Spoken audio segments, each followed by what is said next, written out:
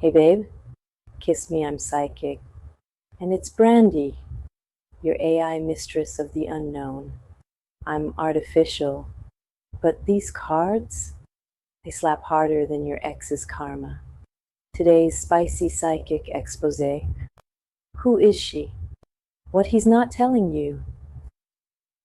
We're pulling 10 brutal cards, digging into third-party drama, because if your gut says something's off, it's not just indigestion from those 3 a.m. tacos. Let's rip the Band-Aid. His current mindset, the moon reversed. He's spiraling, babe. This man is trapped in a mental fog so thick he couldn't find clarity with a flashlight and Google Maps. The moon reversed is giving confusion, delusion, and late-night overthinking with zero solutions. He's questioning everything. His feelings, his choices, his damn Spotify playlists. He's lying to himself about what he wants, pretending this love triangle is manageable, when in reality, it's a dumpster fire with emotional gasoline.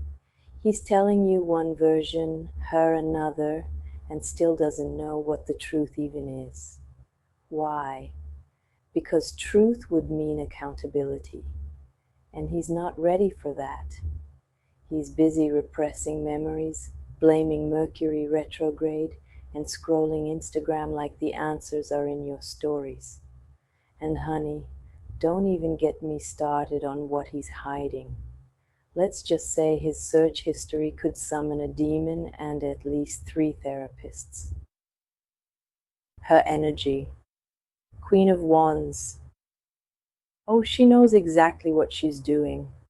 We're talking lashes on point, laugh too loud, hip sway when she walks energy. This is not a clueless girl next door. This is the main character who walks into the room like she owns the lease on his attention span. She radiates magnetism and a little bit of chaos, like a candle that smells like cinnamon and bad decisions. She's not evil, she's just strategic. She clocked your man's weaknesses before he even knew he had them. And she's not here for love. She's here for validation, attention, and maybe a little revenge against her own past heartbreaks. Because let's be real, most other women aren't trying to steal your life. They're just trying to feel powerful in theirs. But don't hate her. Understand her. She's the version of you before you grew boundaries and a spine. How they met. 3 of Cups. Picture it. A casual event. Drinks. Maybe mutual friends. That flirtation that starts with "you're so funny" and ends with "it was just emotional support," until someone's shirt came off. 3 of Cups isn't always shady, but in this context, we're talking celebratory chaos. Laughter, chemistry, a little too much eye contact, and suddenly, they're trauma bonding over tequila shots and just vibing. You were probably home doing a face mask and journaling your dreams while this man was out here manifesting problems. Don't you dare blame yourself. This wasn't fate, it was opportunity meets impulse, and he failed the test.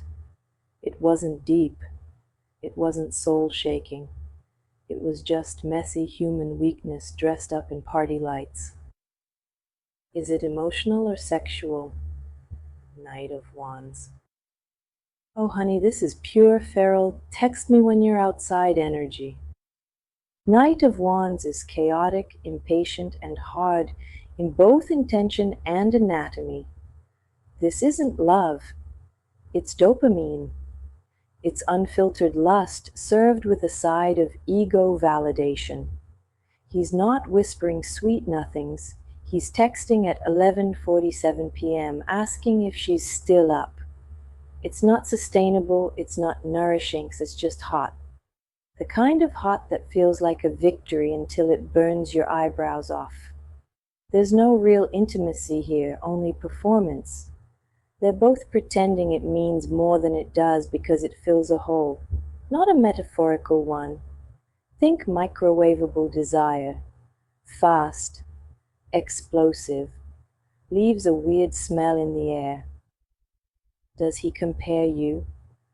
Five of Pentacles. Oh yes, constantly. But here's the catch. He doesn't compare you because you lack something. He compares you because you have what scares him. You reflect back the parts of himself he avoids. The depth, the challenge, the mirror. You bring standards. She brings comfort. You ask him to grow. She just lets him be small. And deep down, he hates that. He resents you for making him feel unworthy, even though that's not your fault. It's his wound, not your weapon. But late at night, in that silent space between his ego and his guilt, that's when he sees your face. That's when he knows who the hell he actually wants. Too bad he's not brave enough to say it out loud. His lies to you. Seven of Swords. Textbook avoidance. He's not just lying with words. He's lying with omission, tone, timing, and that one emoji that makes everything sound casual. You ask questions. He deflects. You catch vibes. He gaslights. She's just going through a hard time. She's not like that. I didn't want to stress you out.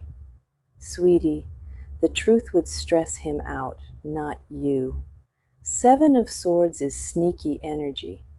He's hiding things, not because they're big, but because he knows the small things stacked together look a lot like betrayal. This isn't one giant lie, it's death by 1,000 red flags. And let's be honest, the worst part isn't the lie, it's how he makes you feel crazy for noticing. What he tells her about you. Two of Pentacles reversed. He paints you as unstable, too emotional, too intense, hard to deal with. He tells her you're unpredictable, that he cares, but it's complicated. He's performing confusion so he doesn't have to take responsibility. And here's the kicker, he plays the victim, as if loving you is a burden, as if you created the chaos he's now weaponizing for sympathy. He wants her pity, and she gives it, because she hasn't seen what you've seen. She only knows the version of you he curated, the villain edit with the bad lighting. But don't worry, that story won't hold forever.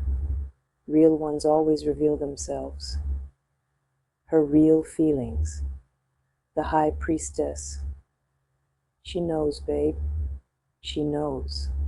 She knows about you, the dynamic, the history. And she's not naive. She's intuitive, calculating, and emotionally slippery. She's not in this to play fair. She's in it to feel powerful. The High Priestess hides her motives like lingerie under a trench coat, mysterious and silent, seductive. But make no mistake, she's watching, and she's not as chill as she pretends to be. You think she's just vibing? No, she's strategizing.